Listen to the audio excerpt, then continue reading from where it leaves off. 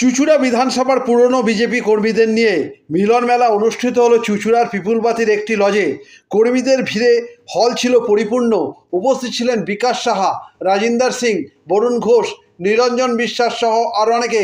পরে অনুষ্ঠান সম্পর্কে জানান নিরঞ্জন বিশ্বাস। চুঁচুড়া থেকে প্রবীর ঘোষালের রিপোর্ট।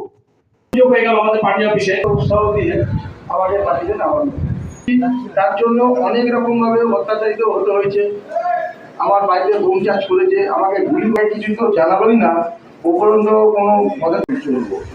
সেটাই আমরা দিক নির্ণয় করার জন্য এখানে সবাই উপস্থিত হয়েছি।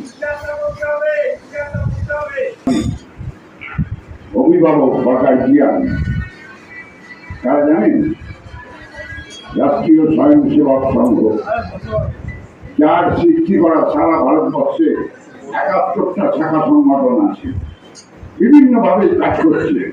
আমরা তার মধ্যে একটা। এখানে অনেকে আছেন মানুষের জীবনের চরিত্রের প্রথম।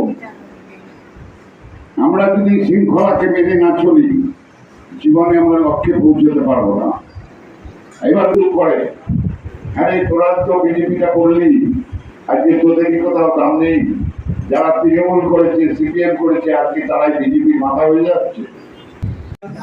আমরা সকলে মিলে এখানে নেতা সবাই, কর্মী সবাই, যা বলবেন সেটাই সবাই আমরা একত্রিত হয়েছি।